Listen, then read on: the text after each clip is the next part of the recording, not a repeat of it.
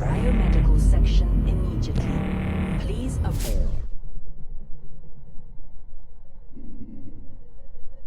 contact with the infected subjects. All survivors are requested to proceed to the biomedical section immediately. Please avoid contact with the infected subjects.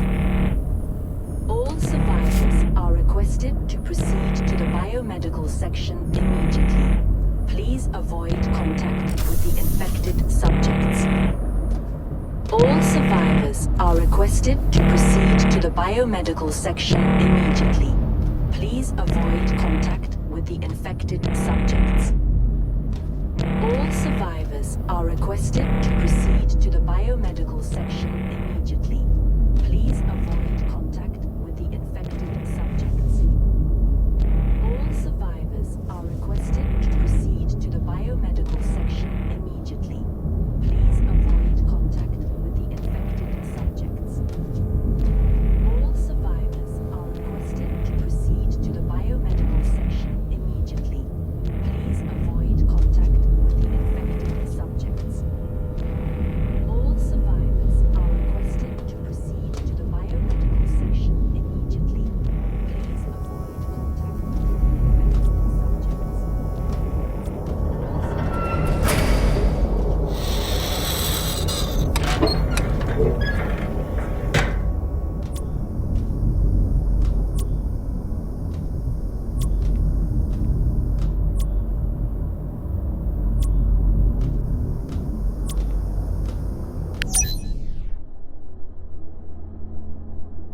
Purity 02 on course, set to arrive on schedule. We'll soon pass the target star. I'd give anything for Ignatia to be here with me, to see this majestic reddish-yellow giant.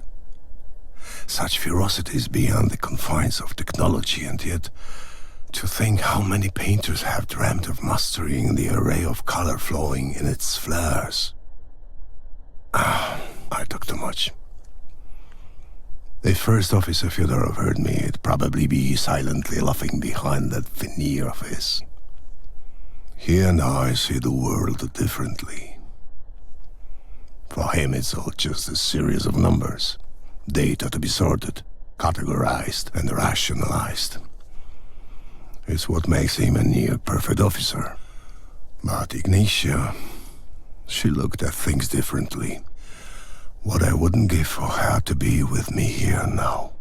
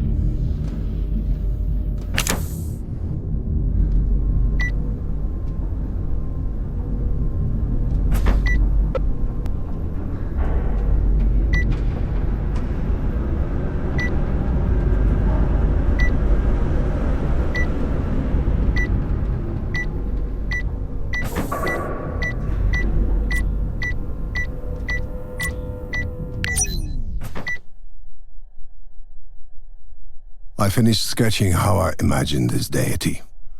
Look at me, like some ancient relic. So few people use a pencil and paper to draw anymore. If it hadn't been for Ignatia, I would never have even tried it myself. It's been 9 years. In our world of advanced technology, I never expected that smallpox would become lethal again. Nobody did. 3 billion people. Phantaruk. A deity pieced together from the scrap heap of discarded religions. When the world turned its back on the people, they created a being to protect them and to avenge their ordeal. Ignatia spoke of it on many occasions. My wife wanted her to let it go, but I continued to listen, to lap up every last word. I was powerless. I sometimes wonder if it was supposed to be like that. Some kind of destiny. Atonement for our sins. There was nothing I could have done. And here I am, an old man talking nonsense with a pencil in his hand.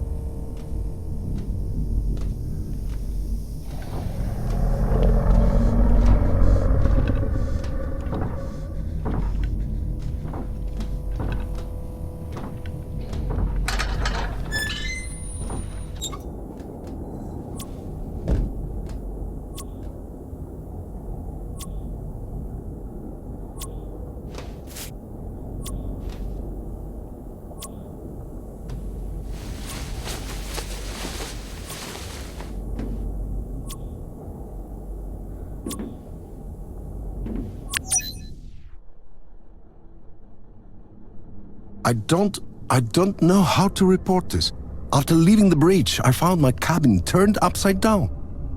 Things were scattered on the floor and someone had tried to scribble something on pieces of paper, but hadn't got past the first few letters. I noticed a trembling figure in the dark corner of the room, one of the technicians working in the research section. What was his name? What was his name? I asked him, but he kept saying that it's punishment that will reach us all. I wanted to find out what he meant, but he just kept mumbling about this punishment. His rumbling started to mix with pleas for help as he wiped the blood dripping steadily from his nose. I don't think he was aware, but blood was also dripping from his ears. I tried to help him get up, but as I went to him, the mercenaries that were there to guard the ship stormed into my cabin. One of them pointed his gun right at my face, at me, the captain of the ship. He may have been young, but you could see the readiness in his eyes. He was prepared to kill.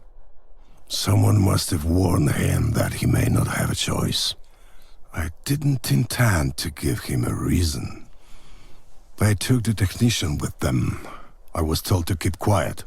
Panic and all that. Standard line. But they forgot about the most important thing. The truth. They never mentioned it. This man, he was scared stiff. He had come to me, and I couldn't do a thing. I could only watch as they carried him away. I watched the same thing happen 9 years ago. This man came to me. The punishment that will reach us all.